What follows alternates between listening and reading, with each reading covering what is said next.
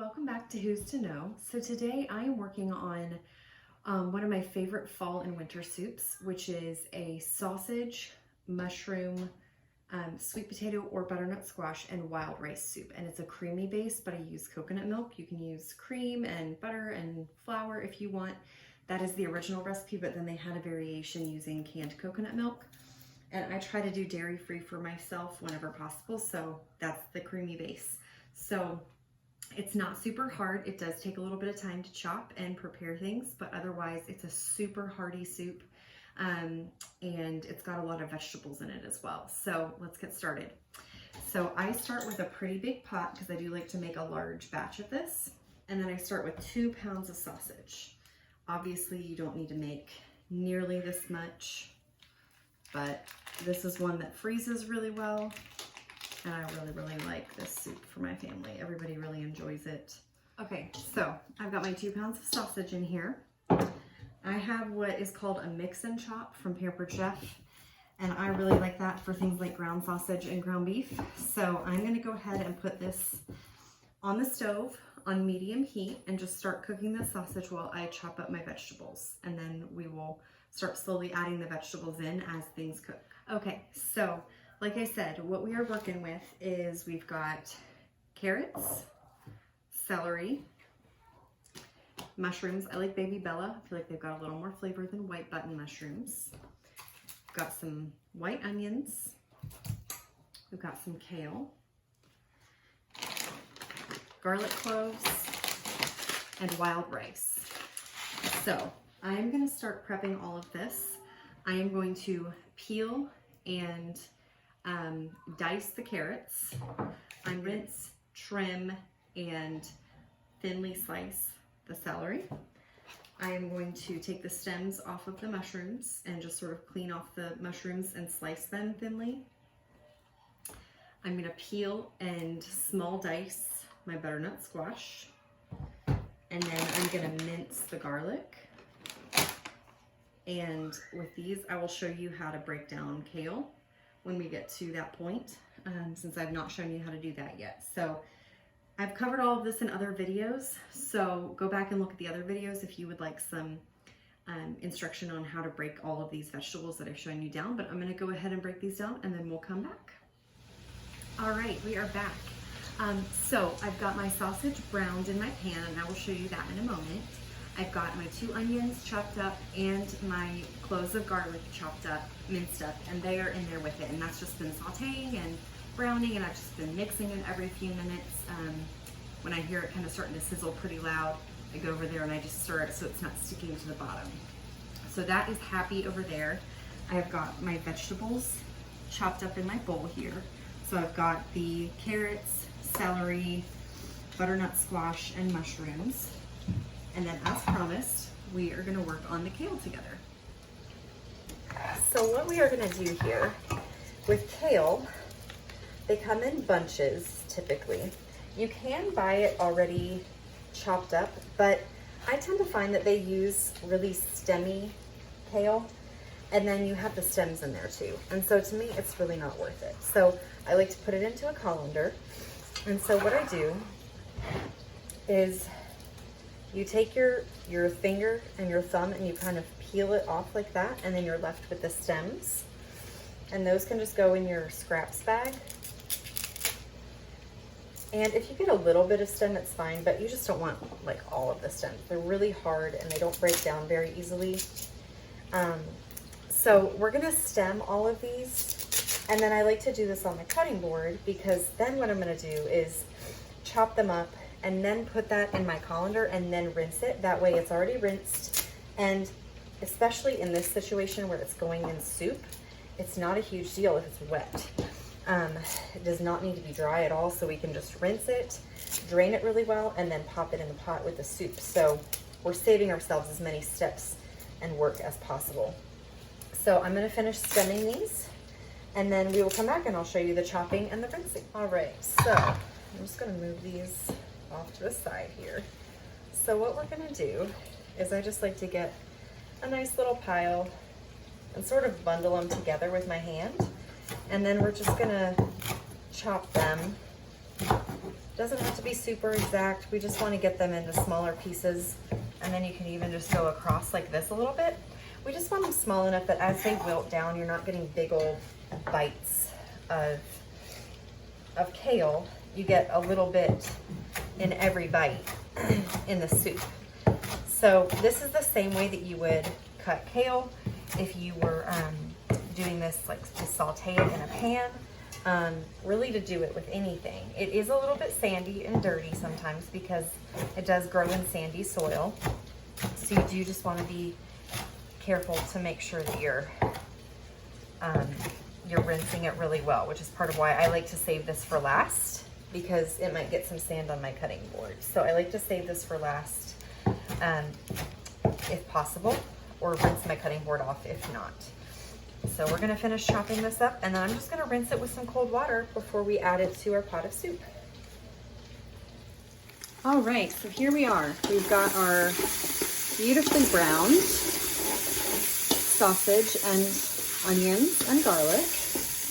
And then we've got our mushrooms and butternut squash and celery and carrots, and we're adding those.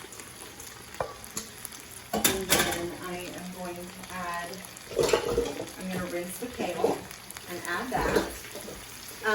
Then we will add some vegetable broth. You could use chicken broth, chicken stock, vegetable broth. I'm going to use a combination of some stock that I had in the fridge that needs to be used up, and then some concentrate that I've got that you just mix with water. I'm going to use a combo of all that to get to 12 cups of liquid. So I'm going to add this, and this will cook down nicely. Add our liquid. This will stop the browning process. And so we're going to do 12 cups, so 3 of these measuring cups full. And then I will add a little bit of the concentrate. The trick about these concentrates, you could use a bouillon cube, you could use the liquid concentrate like I have. The trick about them is they do give you measurements. It does give a pretty strong flavor though when you use the same measurement. So I've gotten to the point where I just kind of eyeball it. My favorite is there's a concentrate, it's sort of a gel, and that is actually my favorite because I feel like it has the most normal and natural flavor. So we're just gonna mix this up, and then I am going to open my cans of coconut milk and get the rice and bring that over here, and then we will top it with liquid as needed. So we'll be back with that. Okay, so this is my veggie broth concentrate. I'm probably gonna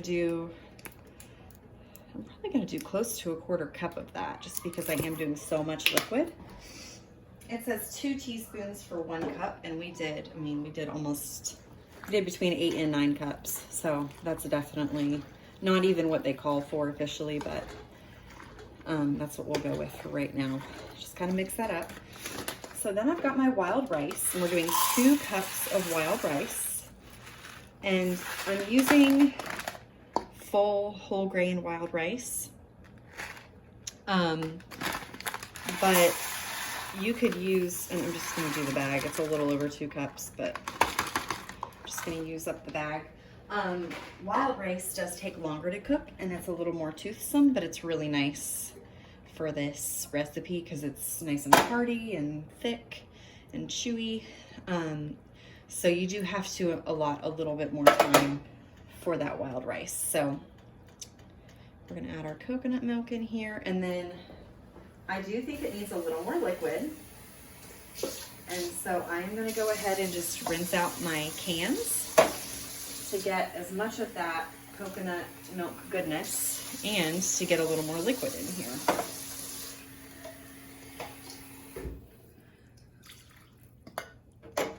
So we are gonna go ahead and mix this up and let it come up to a simmer, and then we'll be back to add some seasonings and then just let it simmer until it cooks all the way through. Okay, so we are adding in some Old Bay. I actually ran out of Old Bay. I've got a little bit left, but not enough because we need 3 tablespoons. So what I did is I looked at the ingredients, and it's celery salt, spices, including red pepper and black pepper, and paprika. So what I have done is I had some celery salt. So celery salt may not be something you have in your spice cabinet, but if you did, or if you had celery seed and celery seed and salt, then you could do that. You could mix it up. And so I just used paprika and celery salt. And then I'm adding a little bit of black pepper and a little bit of extra kosher salt. And this will be a close enough flavor. The soup does tend to be a little on the spicy side when you use all of the Old Bay. So this may actually tone it down a little bit for me too. So it's not quite so spicy. So we are going to go ahead and put the lid on this and let it simmer away. I will check on it and stir it every now and then, but we're just going to let this simmer for a bit until everything is nice and soft and tender. The rice is cooked through. It's thickened up from the rice cooking, and the starch is releasing. And we want all the vegetables to be soft. The meat is already cooked, so we're not concerned about that. We just want everything to be nice and tender. So we are going to pop the lid on it and come back when this is finished. All right, so we have our finished product here. It is nice and tender. The rice is a little toothsome, which is really, really good. We've got the chunks of butternut squash. We've got our mushrooms, kale, carrots, and celery and onions. There's the bits of sausage in there, and then it's a little bit creamy from the coconut milk. If you decided to use cream instead of coconut milk, it would be a little bit creamier. So if you wanted a little more of a rich soup, then I would suggest adding in cream instead. So this recipe will be up on our Tumblr page. I hope you try it. I hope you love it. And you can also just do different variations. You could use sweet potatoes instead of butternut squash. You could leave out the celery if you didn't want the celery.